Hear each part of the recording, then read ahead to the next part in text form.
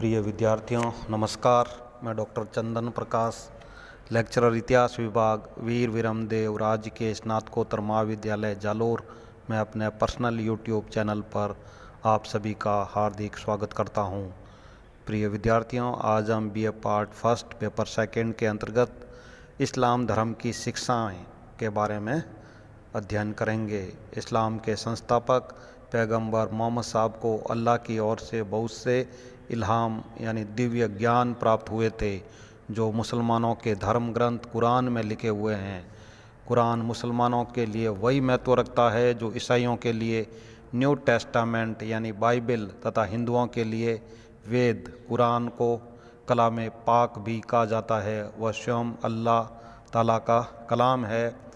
यह आसमान से हजरत मोहम्मद साहब पर नाजिल किया यानी उतारा गया है। यह इल्हाम की बुनियाद और मुसलमानों का ईमान है। मोहम्मद साहब ने स्वयं कुछ नहीं लिखा था।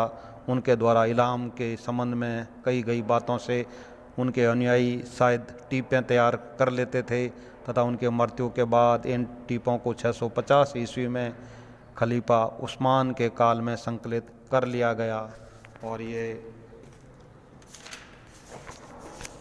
संकलन ही कुरान के नाम से जाना जाता है।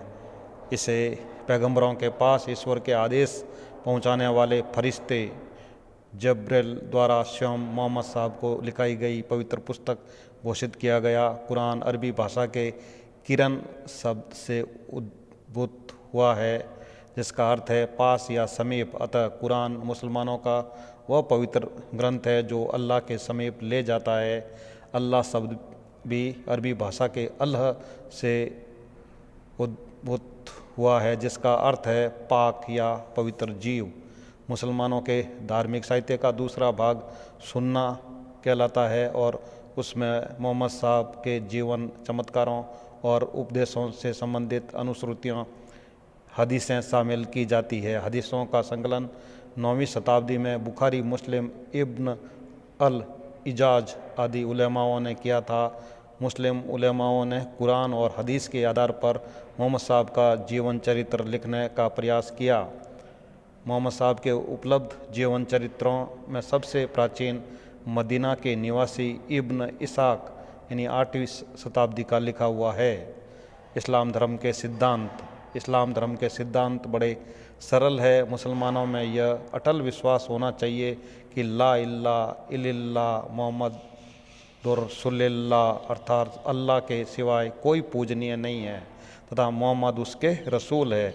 अल्लाह में विश्वास रखने के साथ साथ ये मानना भी ज़रूरी है कि मोहम्मद अल्लाह के नबी, रसूल और पैगंबर है। पैगाम यानी संदेश ले जाने वाले को पैगंबर कहते हैं। मोहम्मद साहब के माध्यम से ईश्वर का संदेश पृथ्वी पर पहुंचा, इसलिए वे पैगंबर कहलाए। नबी कहते हैं किसी उपयोगी परम ज्ञान की घोषणा की। मोहम्मद साहब ने चूँकि ऐसी घोषणा की इसलिए वे नबी हुए। रसूल का अर्थ प्रेषित या दूत होता है।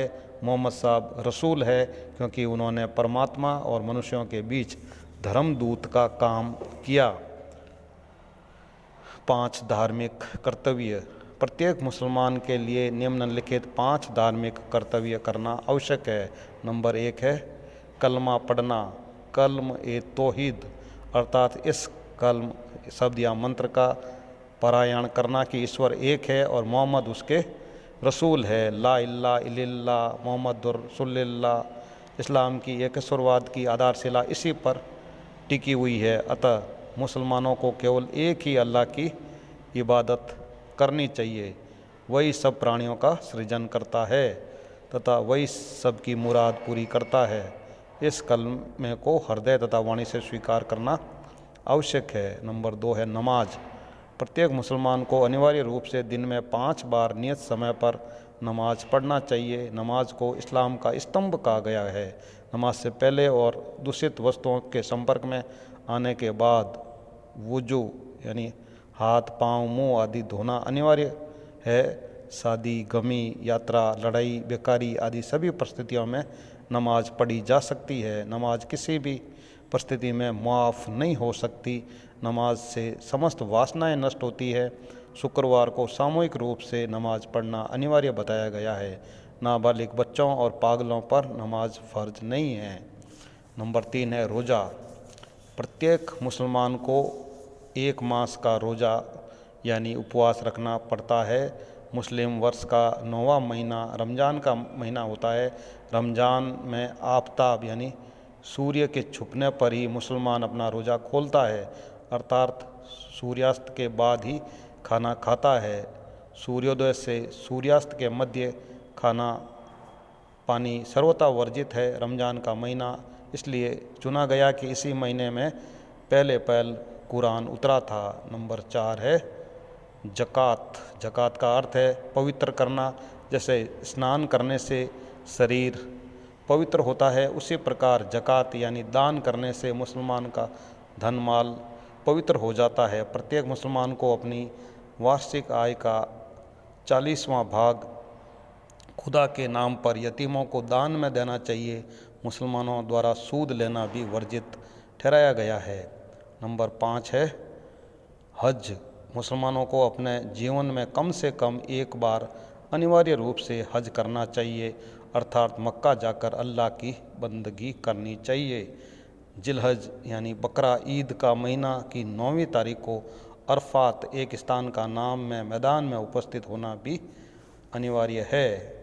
इनमें से कोई भी धार्मिक कृत्य विशेष कठिन या अपूर्णीय नहीं है। प्रतिकूल परिस्थितियों में उनमें थोड़ी ढील दी जा सकती है, उन्हें छोड़ा भी जा सकता है। जैसे रेगिस्तान में पानी उपलब्ध न होने पर वुज़ू के लिए रेत या मिट्टी इस्तेमाल की जा सकती है। बीमारी या यात्रियों के लिए रमज़ान के महीने में रोज़ा रखना अनिवार्य नहीं है और बाद में फिर कभी उतने ही दिन रोज़ा रख सकते हैं।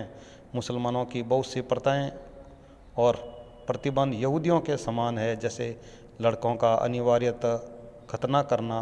अंतर केवल इतना है, मुसलमान सामान्यतः लड़के के 7 से 10 वर्ष की आयु हो जाने पर करते हैं, जबकि यहूदी जन्म के कुछ समय बाद। सूअर का मांस न खाना ईश्वर की और इसी प्रकार मनुष्यों अथवा पशुओं की मूर्ति या चित्र बनाना सर्वथा वर्जित है, ताकि मूर्ति पूजा के लिए कोई बहाना न रहे। प्रिय विद्यार्थियों, इस प्रकार आज हमने